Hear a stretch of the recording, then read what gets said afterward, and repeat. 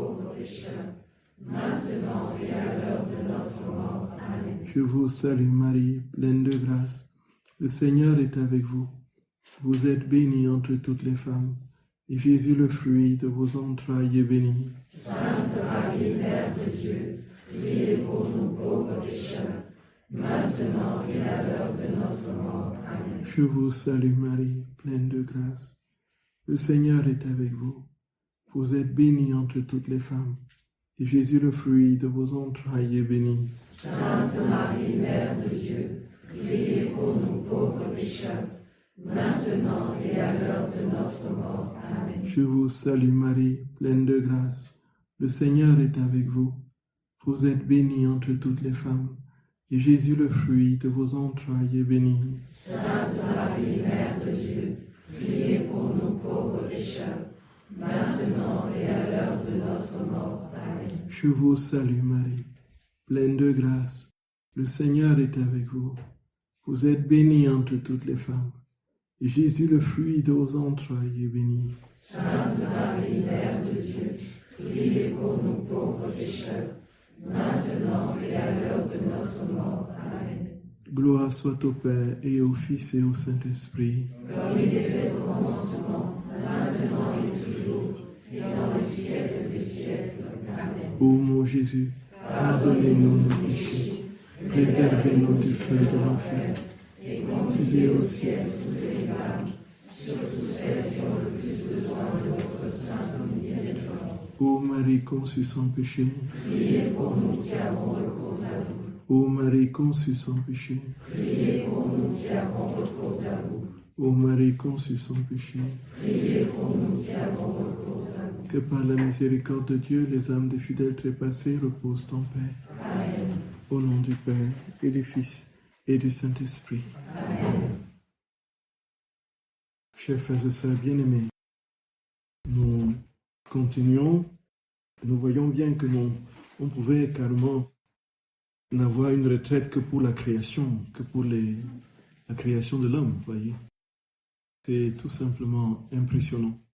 Tous les détails que notre Seigneur donne sur la condition de l'homme avant la chute. Et nous nous sommes arrêtés aujourd'hui, ce matin, sur sa condition de lumière. Et vous avez encore le croquis en main qu'on va continuer. Et j'ai retrouvé le passage, c'était effectivement le tome 20 du 12 décembre 1926, sauf qu'on n'avait pas tout lu. On avait lu juste un petit bout.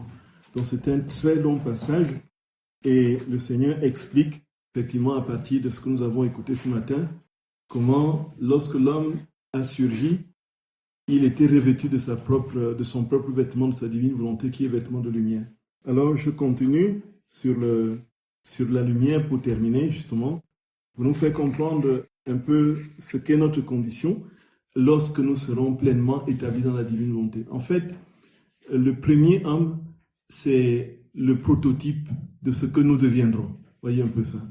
En fait, quand nous allons retrouver la condition parfaite de l'homme premier, nous serons pleinement établis dans la divine volonté avec toutes ces prérogatives que notre Seigneur décrit. Et c'est ça justement. Donc l'importance de comprendre le début pour connaître la fin. L'importance de comprendre la création pour comprendre en fait ce que nous serons quand nous serons pleinement établis dans la vie divine. Voilà, frères et sœurs bien-aimés.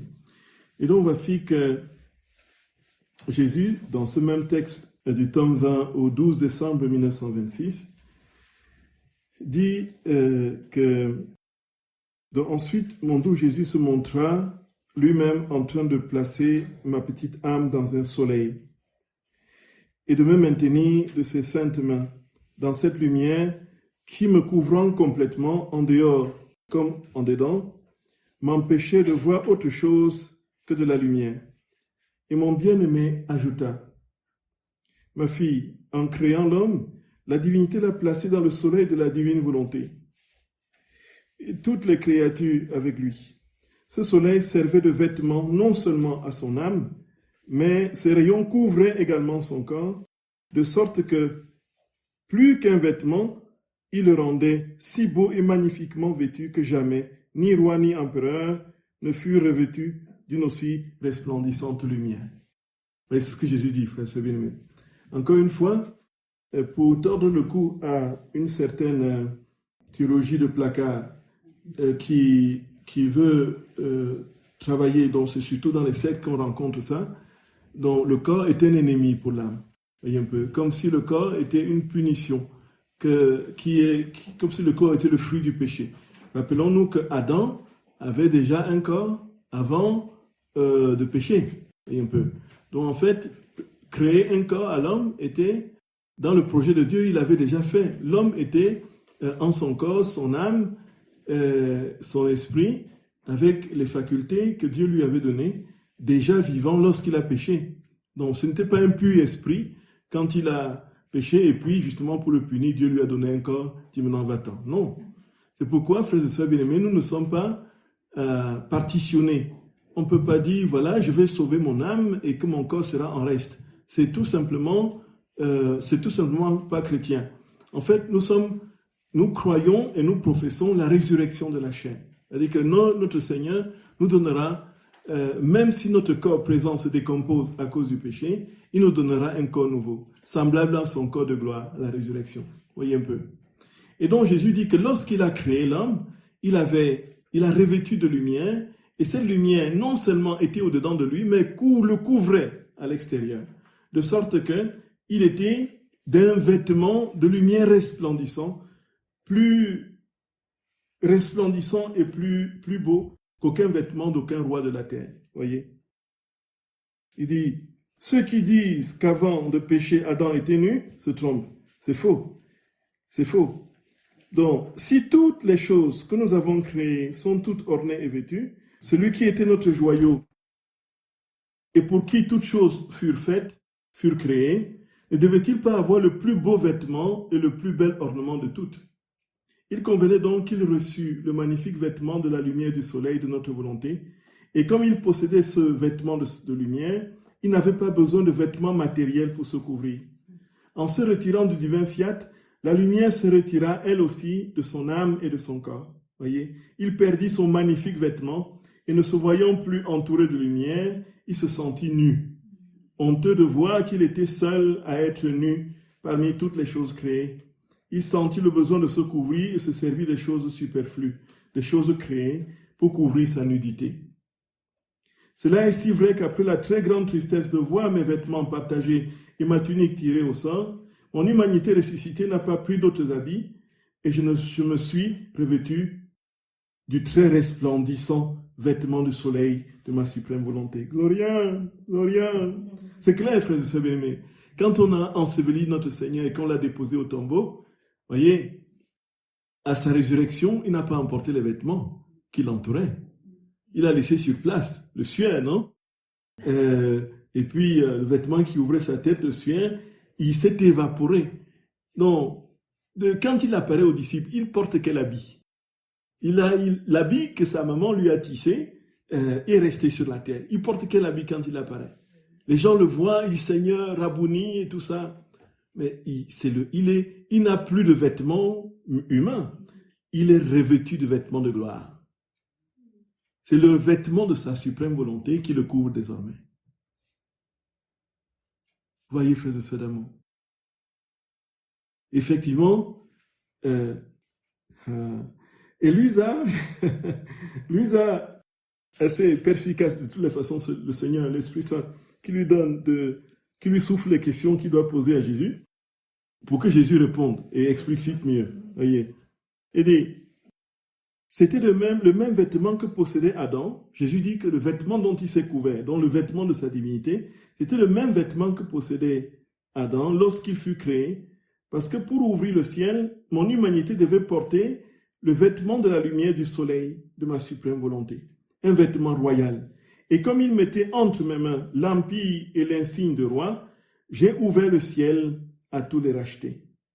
Et me présentant devant le Père Céleste, je lui offrais les vêtements de sa volonté, entiers et magnifiques, avec lesquels mon humanité était couverte, afin de lui faire reconnaître comme nos enfants tous les rachetés. Ainsi, En même temps qu'elle est vie, ma volonté est le vêtement véritable de la création et de la création, la créature et possède par conséquent tous les droits sur elle. Mais que ne font-elles pas pour échapper à cette lumière? Aussi, reste dans ce soleil de mon éternel fiat et je t'aiderai à te maintenir dans cette lumière. Donc, le Seigneur dit que c'est avec ce vêtement de lumière, et ça tombe bien, nous sommes au jour de la transfiguration, qu'il ouvre le ciel. Donc, c'est sa divinité qui désormais a définitivement couvert son humanité qui ouvre les portes du ciel. Là où, dans le temps de son incarnation, son humanité avait couvert sa divinité. Et cette divinité qui ne transparaissait que épisodiquement, comme de manière saillante aujourd'hui à la transfiguration, cette humanité désormais est sous l'emprise totale, voyez, de la divinité. Et Jésus dit, c'est ce vêtement de gloire qui a permis d'ouvrir le ciel. Parce qu'il redonnait à son Père le vêtement d'Adam qu'il avait sali et perdu. À lui redonner cela. Donc nous voyons bien que le terme du projet de Dieu, c'est de nous redonner le vêtement initial de lumière, de nous restaurer pleinement en lui, et ainsi le ciel s'ouvre pour nous. C'est pourquoi celui qui vit dans la divine volonté, il n'a pas de tout pour le purgatoire. Jésus dit, voyez, parce que le vêtement de lumière l'a complètement, définitivement, parfaitement emmitouflé. Et ce qui jaillit de lui, c'est la lumière même du Seigneur. Alors lui dit, mais Jésus, toi, tu dis que quand on est dans la divine volonté, on est couvert de cette... Mais toi qui n'as jamais péché, qui était la volonté même, qui était ta propre volonté, et ta mère qui était pleinement établie dans ta divine volonté, pourquoi avez-vous eu besoin des vêtements humains alors que vous étiez sur la terre? Vous auriez pu laisser le vêtement de gloire sur vous, quoi. Et bien sur vous. Pourquoi vous avez eu besoin de porter des vêtements terrestres? Alors Jésus lui dit, en fait, ma fille, ma maman et moi avons établi des liens fraternels avec les créatures. Nous sommes venus relever une humanité déchue et avons par conséquent adopté les misères et les humiliations où elle était tombée afin d'expier pour les créatures au prix de notre vie. Si elle nous avait vus revêtus de lumière, qui aurait osé nous approcher et nous fréquenter? Et au cours de ma passion, qui aurait osé me toucher? La lumière du soleil de ma volonté les aurait aveuglés et terrassés.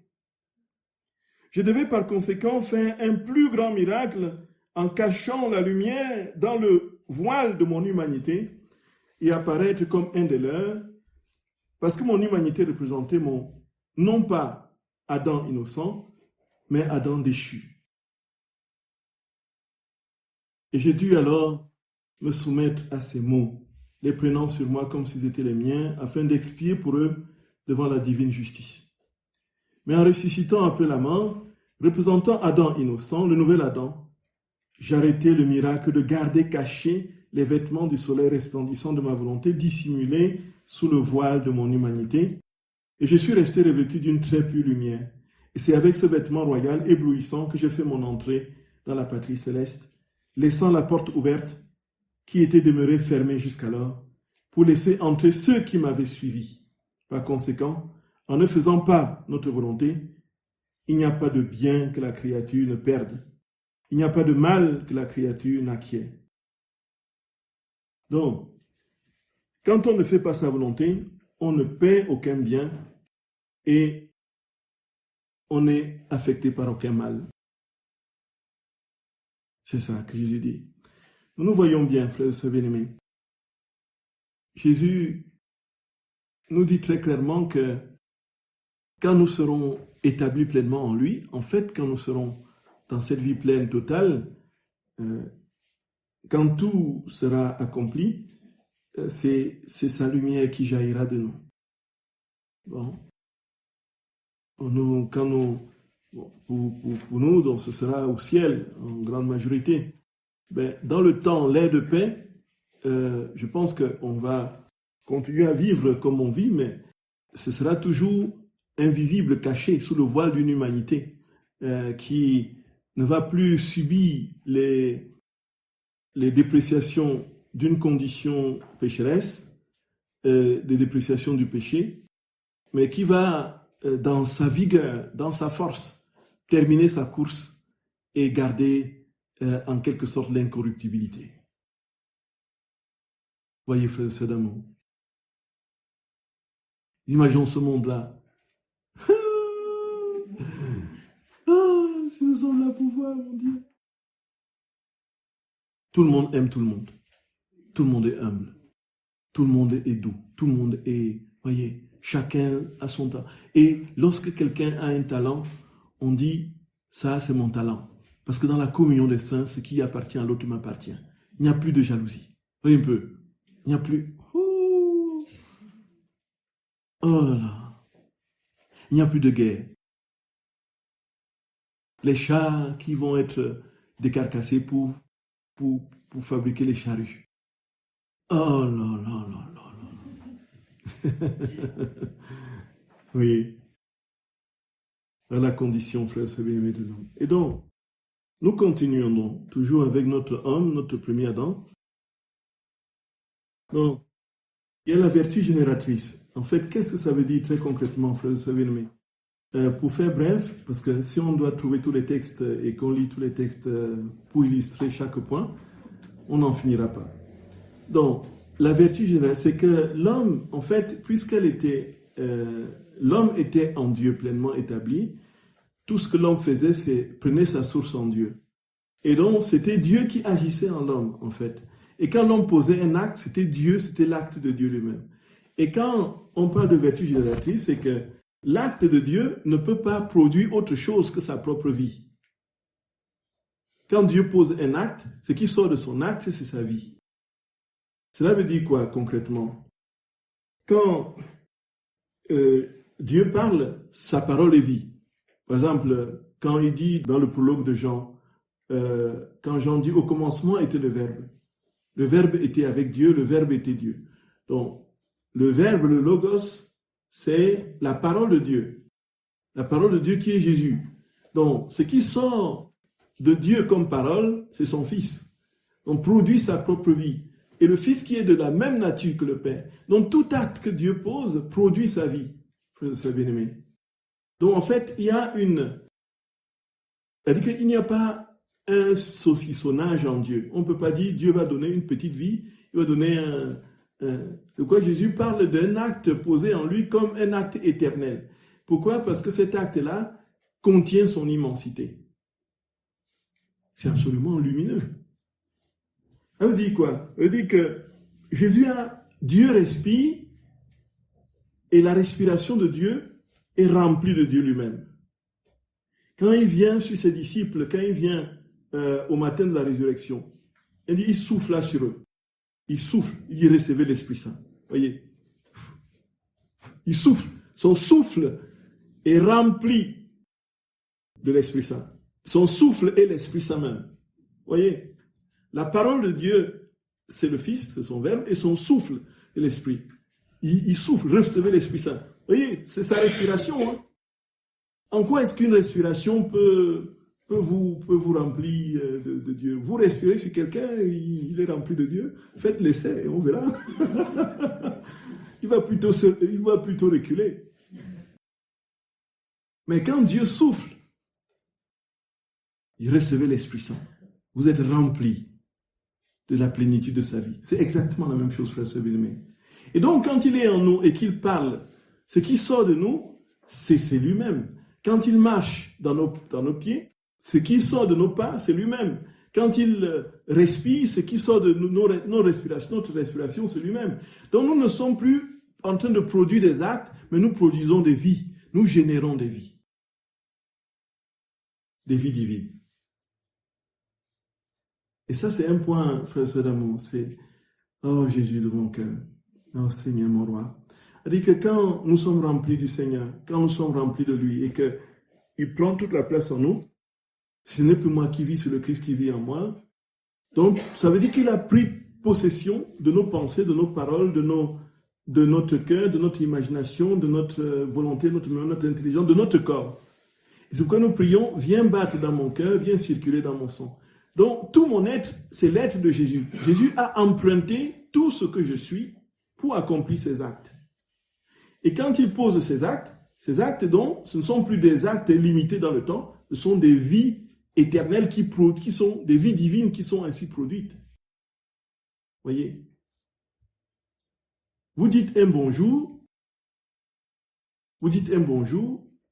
dans la divine volonté, et puis le bonjour, parce que c'est Jésus qui l'a prononcé, dit Jésus est éternel.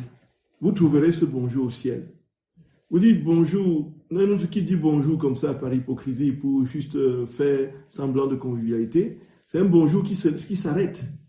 Alors que si c'est Jésus qui l'a prononcé en vous, ce bonjour, vous le retrouvez au ciel parce que c'est sa vie même qui est sortie de ce bonjour et ce bonjour ne meurt plus, est éternel. Donc c'est la vertu génératrice qu'avait Adam, dit Jésus. Il ne produisait pas des actes mais des vies. Donc en fait, tout ce qu'il faisait, la vie sortait de lui. Frères et sœurs d'amour, c'est absolument lumineux, absolument lumineux. Nous voyons ça déjà dans les évangiles. Comment on va dire où est-ce qu'on va trouver ça? Il y a des foultitudes d'exemples. Voyez. Bon, là même, on ne parle même pas de vie. Quand la femme hémorroïde vient depuis 12 ans, qu'elle est malade, elle a circulé chez tous les médecins, personne ne l'a aidée. Et elle veut toucher juste la frange du vêtement de Jésus. Elle sait qu'elle s'il touche, elle sera guérie. Voyez. Et puis elle va dans la foule qui l'écrase, trouver le pan du vêtement de Jésus qu'elle touche. Et voilà que Jésus se retourne et dit, mais qui m'a touché? Qui m'a touché? Et Pierre, qui sait bien faire la leçon, mais regarde bien autour de toi, tout le monde te sait, tu es enserré de partout. Et comment peux-tu demander qui t'a touché? Il dit, mais qui m'a touché? Il pose la question, qui m'a touché? Il dit, parce qu'une force est sortie de moi. Donc, vous voyez, de son vêtement sort la vie de guérison de la petite. Et ça, c'est le principe des reliques aussi, vous voyez. Les reliques, qu'est-ce que les bouts de chaussettes de Padre Pio peut nous apporter aujourd'hui? Vous voyez? Autant ce bout de chaussette fait des miracles, il fait des guérisons partout, vous voyez un peu. Qu'est-ce que le pan du manteau de Saint-Charbel ou bien l'huile de son tombeau qu'est-ce que ça a à voir avec... Mais pourtant, ça répand des guérisons et les personnes sont ressuscitées dans leur corps et dans leur cœur et se convertissent au Seigneur, et ainsi de suite. On dit les apôtres dans les actes des apôtres que les vêtements, les gens qui touchaient leurs vêtements étaient guéris. Allez-y comprendre quelque chose. Si déjà les objets insignifiants portés par des saints, parce que Dieu les habitait, produisent tant de choses, tant de grâces et de merveilles, à plus forte raison, si c'est Dieu lui-même, la vie de Dieu lui-même qui sort de vous. L'histoire du Saint Curé d'Ars que vous connaissez, du cœur du Saint Curé d'Ars que j'ai raconté, je ne sais pas combien de fois maintenant, des centaines de fois. L'histoire du cœur du Saint Curé, vous la connaissez, non? Vous connaissez l'histoire du cœur du Saint Curé, non? Enfin, vous connaissez l'histoire du cœur du Saint Curé?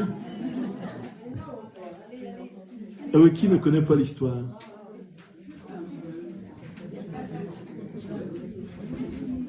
Ah oui. Ah, même Philippe Ah oui, d'accord. Non, en fait, oui, tout à fait. Non, en fait, c'est une histoire qu'on m'a raconté. J'étais à Ars, lorsque un prêtre racontait ça, un témoignage. C'était les 150 ans de la naissance du curé d'Ars.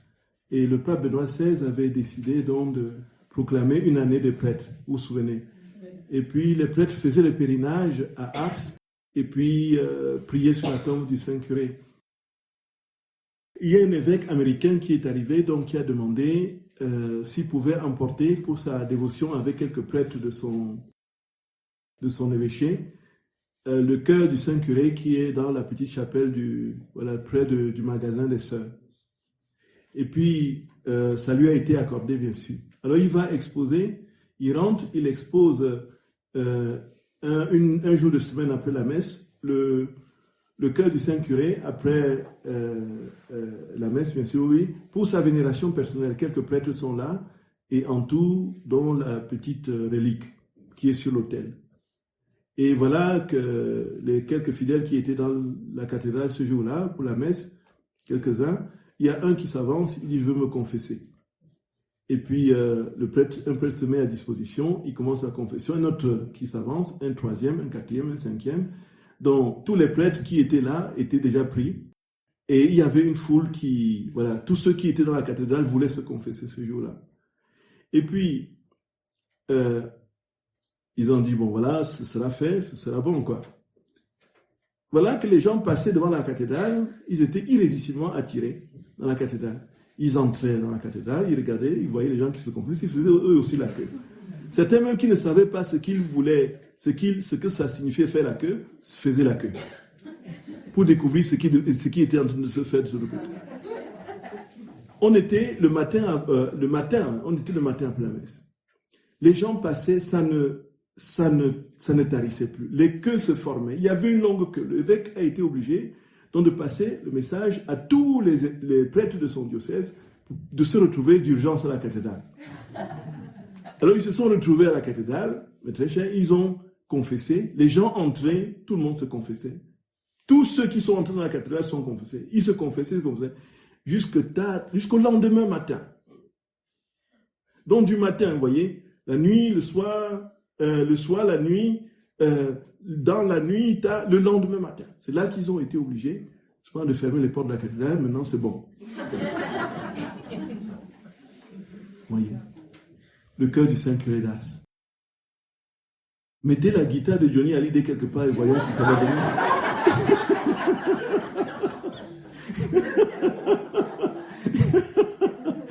Et voyons ce que ça va donner. Vous voyez? Il y aura plutôt la bagarre autour pour savoir qui va acquérir au prix le plus fort. Et les fils vont sortir, ils vont dire, ça c'est pour mon père, donnez-nous, on vous porte plainte, tribunal. On laisse derrière soi ce qu'on était sur cette terre. Vous voyez? Et quand on parle de ça, on va dire, bon, oh, les vies divines, voilà les vies divines, frères et sœurs d'amour. Voilà ce que c'est.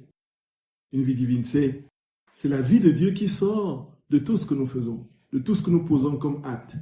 Donc ce n'est pas rien de dire à Jésus, Jésus vient parler à moi. Jésus vient manger en moi. Pardonnez-moi, je pense toujours au manger. Jésus vient prier en moi. Jésus vient marcher en moi. Ce n'est pas rien. Ce n'est pas rien. Et alors, ces vies divines forment quoi? Des soleils. Des soleils. Ce que nous voyons de l'autre côté, des cieux et des soleils divins. Et comme je vous ai raconté ce matin, Saint Hannibal qui apparaît à Luisa Picaretta dans un soleil étincelant et éblouissant, et dit, regarde, ce sont des actes que j'ai posés dans la divine volonté. Donc ça forme des soleils. Et notre robe de baptême là-haut, quand nous serons, oh Jésus d'amour, quand nous serons unis au Seigneur totalement, détachés, dégagés de tout, c'est-à-dire que tous les actes que nous aurons posés, ayant formé des soleils, vont nous revêtir. Nous entrerons dans notre vêtement de soleil, constitué par les actes posés en Dieu, la divine volonté. Voyez, frères et sœurs d'amour, voyez ça? C'est puissant. C'est puissant. C'est puissant. C'est puissant. C'est puissant, frères et sœurs d'amour. C'est puissant. Et Jésus dit que ces soleils se formeront en fonction du degré d'amour que nous aurons eu pour lui sur cette terre. Et nous pouvons nous poser la question, frères et sœurs bien-aimés, qu'est-ce qui nous empêche d'aimer totalement Jésus? Qu'est-ce qui nous empêche d'être tout à lui? Quel est encore aujourd'hui le fil à couper? Quelle est la dernière coupure à exercer avec le monde pour que Dieu soit tout en nous? Posons-nous vraiment cette question.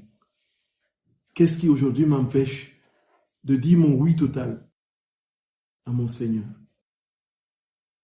Oh Jésus d'amour. C'est là qu'on comprend la violence du péché. La morsure du péché a été tellement tenace dans notre nature. Nous avons la bonne volonté, on se relève, on essaye de faire quelques pas, on chute, on reste là quelques années dans la chute. Et puis quand on se relève, c'est pour quelques jours. Voyez, on croit que le premier jour, tout est bon. Deuxième jour, oh oui, c'est bon, maintenant c'est bon. Oh oui, troisième jour, oh oui. Quatrième jour, flop. Encore par terre. C'est là vraiment le mystère de l'iniquité a été une blessure profonde dans la condition humaine. Frères et sœurs bien-aimés. Et disons-nous tout simplement que le Seigneur aujourd'hui nous dit, tu vas y arriver.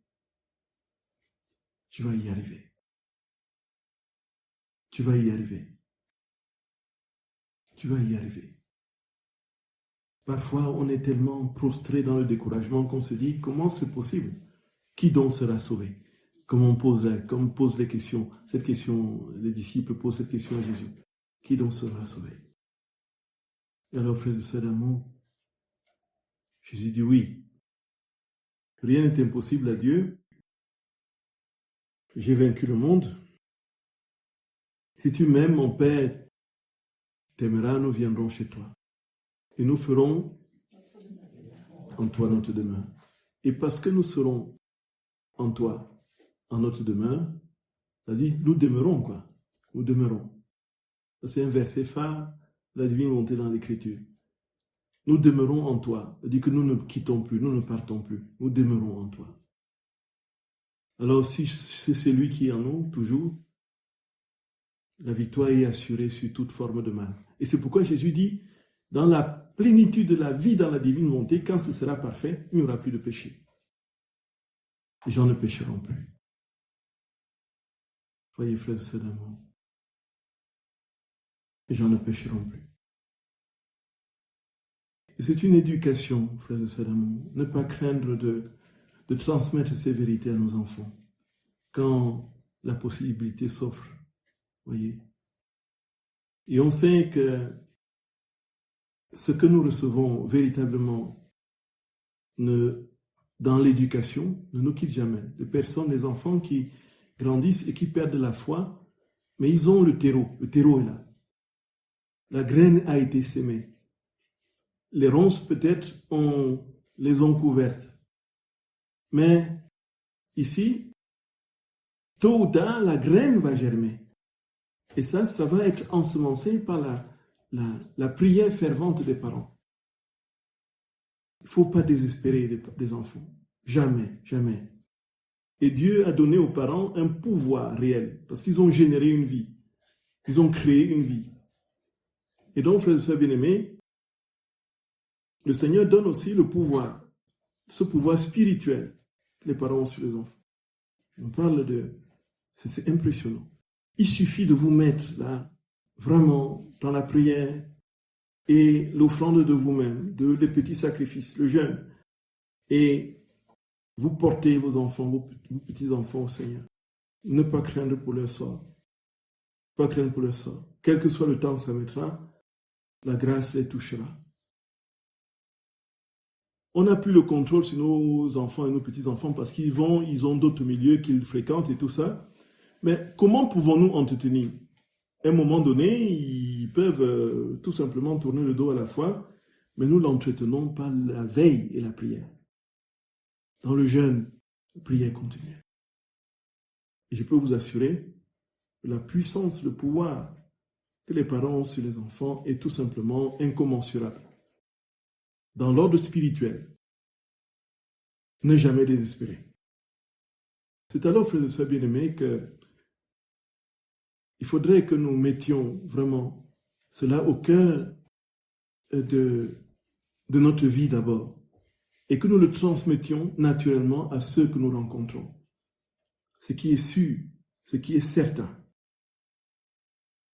c'est que nous pouvons être saints. Nous pouvons être saints. C'est un commandement de Dieu. Soyez saints comme votre Père Céleste est saint. C'est un commandement de Jésus. Et aujourd'hui, demandons-nous tout simplement, qu'est-ce qui manque? Qu'est-ce qui me manque? Qu'est-ce qui me manque?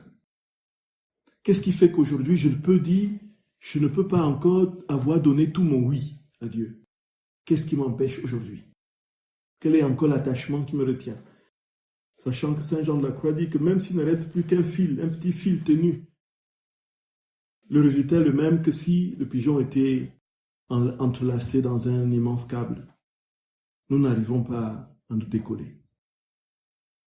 Voyez. Donc, le vêtement de lumière, rêvons à notre vêtement de lumière. Voyez. Qu'il n'y ait plus rien qui prenne toute la place en nous. Que Dieu seul, avec ce qu'il promet, bien sûr, ce n'est pas d'abord parce qu'il nous promet des choses que nous l'aimons, mais lui et sa présence, qu'il soit notre seul lot de consolation. Et alors, en dernier, frères et sœurs bien-aimés, ce par quoi nous avons commencé tout au bout, c'est les 3 soleils divins. Il avait une volonté, il avait une mémoire, il avait une intelligence. Donc, il était à l'image de Dieu. Voyez. Aujourd'hui, il a gardé l'image, mais il a perdu la ressemblance. Voyez. Il a gardé l'image, et il a perdu la ressemblance. Je vous salue Marie, pleine de grâce, le Seigneur est avec vous. Vous êtes bénie entre toutes les femmes, et Jésus, le fruit de vos entrailles. Sainte Marie, Mère de Dieu, priez pour nous pauvres pécheurs, maintenant et à l'heure de notre mort. Amen. Au nom du Père et du Fils et du Saint-Esprit.